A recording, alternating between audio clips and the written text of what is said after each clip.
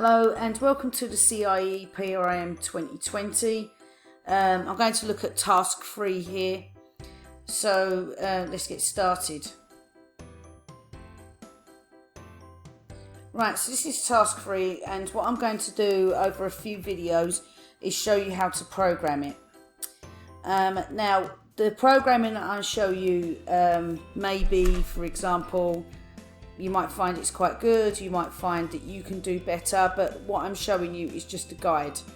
So I've started programming some of it, and as I go along I may be making corrections. I may have found a better way to do things, or maybe I might even change what I've done.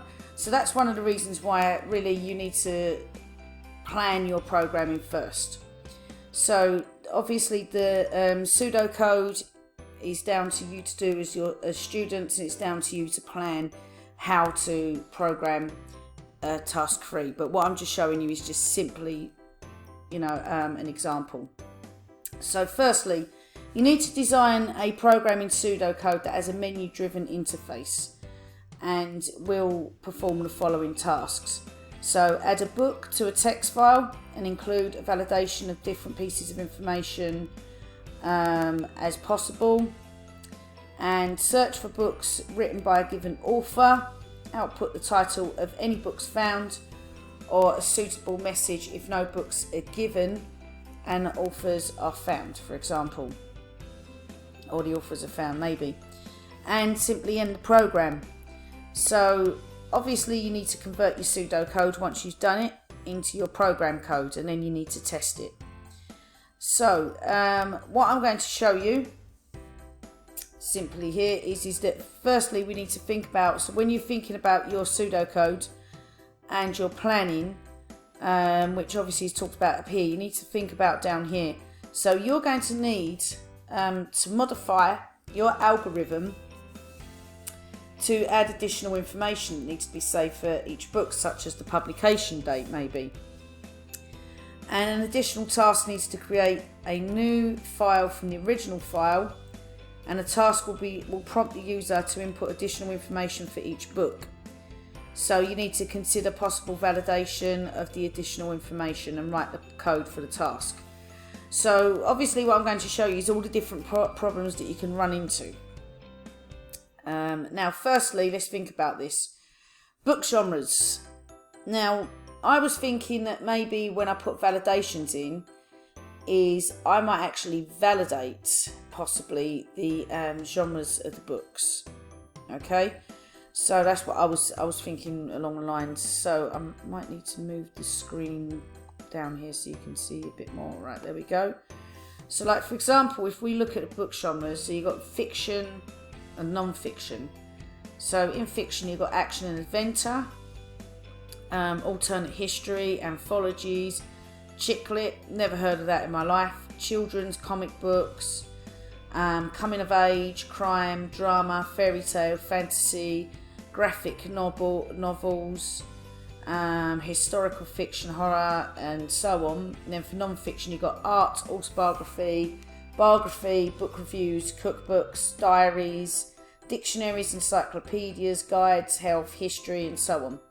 Now all of this would obviously be quite relevant in a bookshop, would be quite relevant in a library, but I'm thinking for my program I'm going to do a school library. Now a school library may not like the idea of alternate history, okay, possibly may not like that, because obviously schools are there to educate, and obviously in school you study history, and a history teacher may not appreciate alternate history being in the library. And also, for example, in a school library I very much doubt a cookbook would be relevant. In a school library they may not want self-help books, it's not relevant, and obviously they may not appreciate comic books. Okay, so maybe that's why it's a good idea to put in validations, because you may want to just think, okay, we can have, for example, horror. That's okay. We can have some science fiction. We can have short stories for children to read and things like that. But for example, paranormal romance, I wouldn't want that in a school library. Okay. Now, following on, so you've got to design a menu-driven interface. So firstly, we need to think about what a menu-driven interface is. So there's a few different types of interfaces on computers. So for example, we have a graphical user interface, we have command lines, menu-driven interfaces, voice-activated interfaces. So there's many different types. Gesture, for example, where you may use your eyes, you may use your hands, and so on. So a menu-driven interface is one type of human-computer interface. So it's where the human can interact with the computer. So as you know, computers just simply read ones and zeros. It's a method of selecting actions by clicking on, it could be a graphic menu computer screen, or it could be a menu item. So like for example, there's many different styles of menus. There's horizontal bar menus that go across the screens, vertical strip down the side, most often the left side, drop down menus, and tabbed. Okay, so like filing cabinets, like maybe you could say Amazon.com's like that. And basically designers always have a new way of thinking and interesting ways to display menus, because we still do use, even though computers do a lot these days, we still do use menus quite a lot. So here's some examples. The earlier versions of Windows was mostly menu driven, but you'll still see that. So if you click on the current version of Windows that you got now, if you go down to the left side like it always has been, and now it's just a Windows icon, you can still choose from a menu of the program that you want. An earlier version of the iPods, obviously before we started streaming music on our phones, was a menu driven interface where you could pick your music, you could pick albums, you could pick genres, and so on. ATMs, these are still an everyday item. We use them every day, okay, to withdraw cash.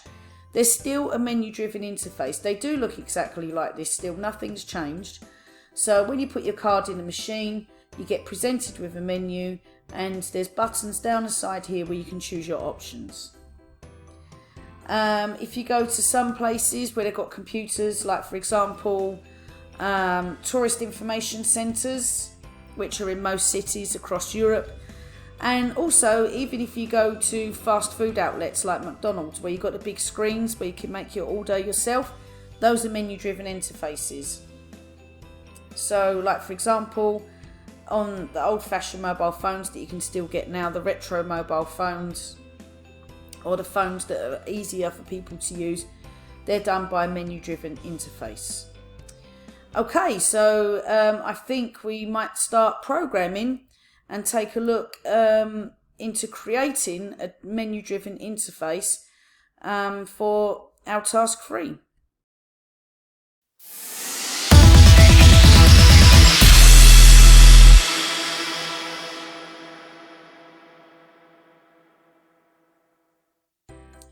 So for this part of the algorithm, what I'm going to create firstly is the menu-driven interface. Now basically I'm going to do this just using functions, and then calling those functions, and that's it. But firstly I want to make a welcome screen, so I'm just going to put in print and open up my string, and I'm going to put a load of dashes here and close my string, then put in another print, open up my screen, and I'm going to put welcome to the BSGC,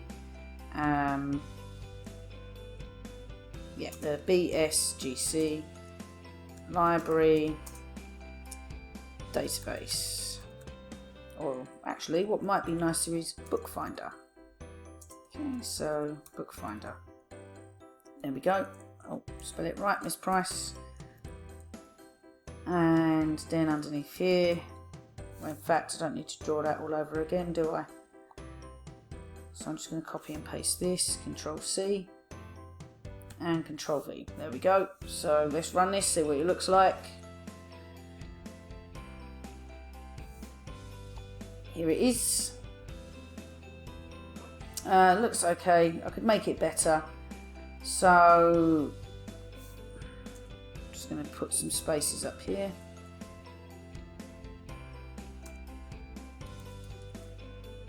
So it looks like it's taking up the screen a little bit more and it's a bit more noticeable.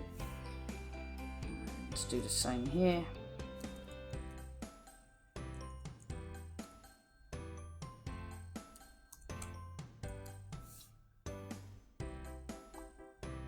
And same here. I think I might put some asterisks in here. Center it a little bit more.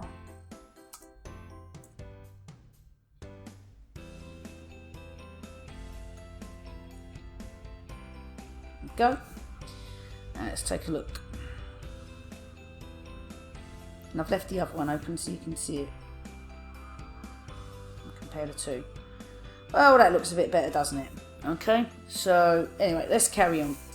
So firstly, I want to create a menu for my library. Now, if you remember in the PRM, so you can take a look at the PRM yourselves, obviously. There's basically, it's got to be a menu-driven interface. And they've got to be able to search for a book by the author, and also they need to make like a text file for the computer system. So if I show you the PRM, so which I'll just open up here now. So if we go down, so it says here, for example, well, this is task 2. Sorry, hold on. So task 3, he says you need to maintain a list of books, and this is saved as a text file where each line of the file represents one book. Okay, so that's very important. Alright, so each line of the file represents one book. Okay, and then you need to consider that information should be included in a text file other than the title and the author.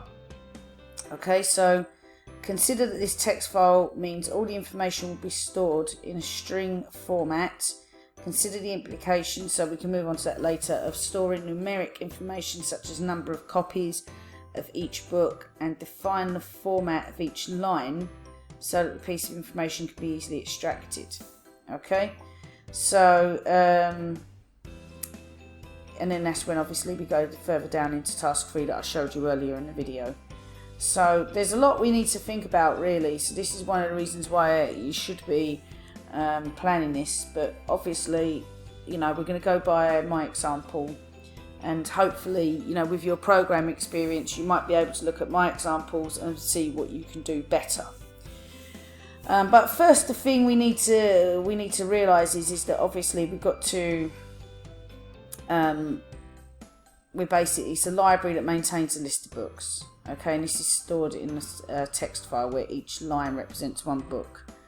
So, and then obviously consider the fact that the two things that we do know is they need to add a new book and they need to search for books. Okay, so that's what we're going to put in our menu-driven interface right now, those two options. Right, so firstly, I'm going to make my def, and I'm going to call it library menu. Okay, might want to call it library system, you can call it whatever you like, it's entirely up to you. Okay, so now what I'm going to do is I'm actually going to again put in some strings. Okay, so this is the BSGC, so actually I'm going to change this and say it's the BSGC library. Okay, BSGC book library book database. I'm actually going to change that to database. So I want to call this the book finder, this bit here. So I'm going to put in some spaces so it doesn't just come up straight away right at the top of the screen again. Okay, to space this out, and I'm going to make sure that I put the welcome in to talk to the human, because remember, you know, humans do need to interact with computers. So BSGC, library, main menu.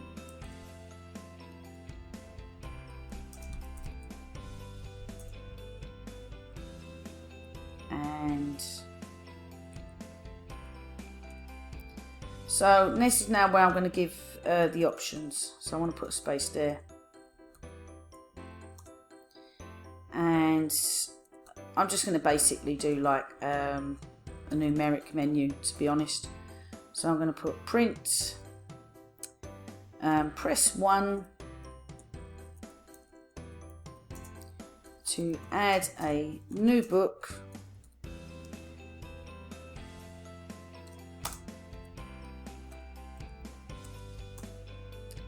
And then let's put another space.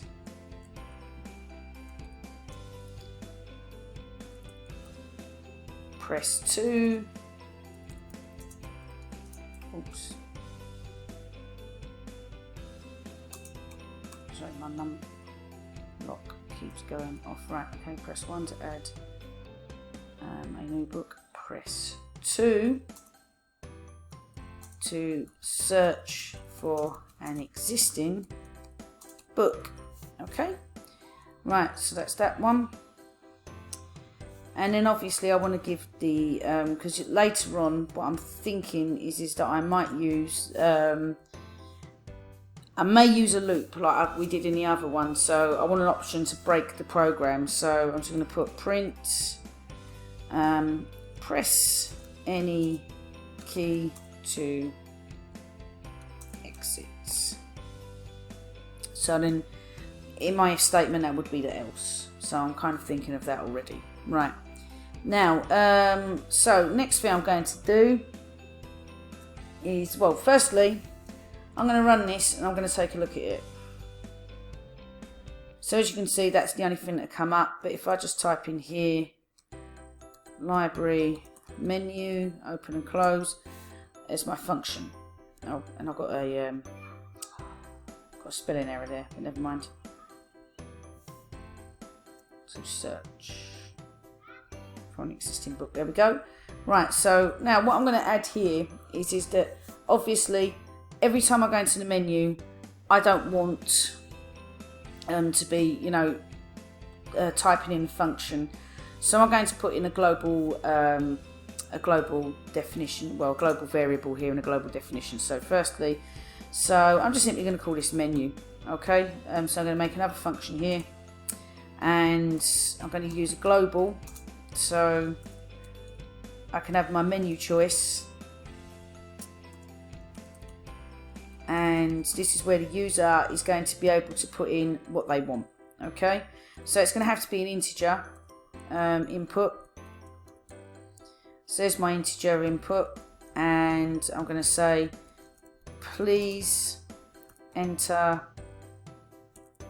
your choice. Okay, close both sets of brackets. Right, so now I can put this in,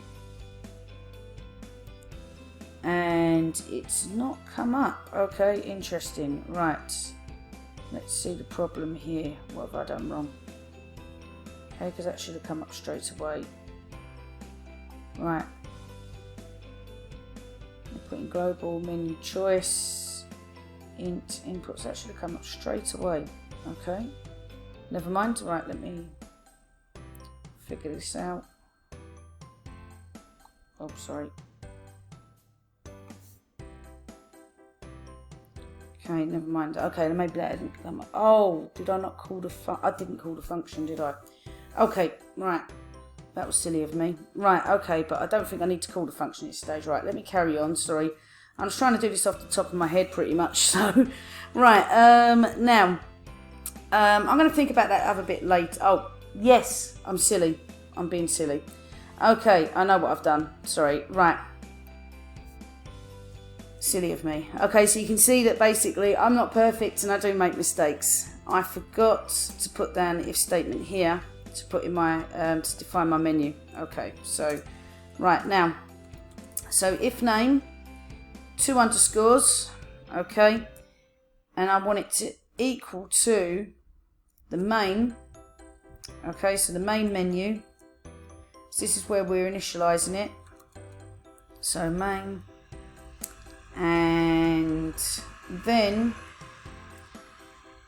right under here, this is where I call my functions. Okay, so the 2 functions that I need to call to begin with are firstly the library menu, okay, because that's where the choices come up, and then I want to call the menu. Yes, I did call it menu. Yeah, that's right. So yeah, so these are the 2 functions that I'm calling. So library menu and menu, and then if so, this is where I'm going to put in my menu choice. Okay, at the moment is equal to 1. Okay, whoops. Then I want to call the function, okay, which we don't have yet, but I'm going to call the function new book, so they can enter the new book. So that might be a good idea. So new entry, yeah, new book. I think I prefer that. So new book, and open and close the function right here. So this is the one we're going to make, so I'm going to call that. And then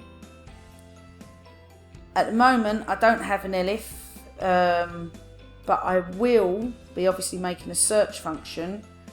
So I'm going to call that search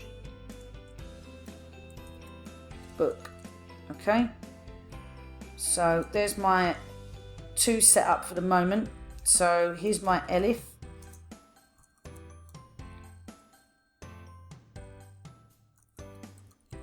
Search book. Oh no, sorry, it'd be menu choice again, won't it? Yes, of course. Menu choice is equal to 2. Then I call search book. Okay, for that one. So that's the function that I called it, and then else I'm just going to say for now goodbye,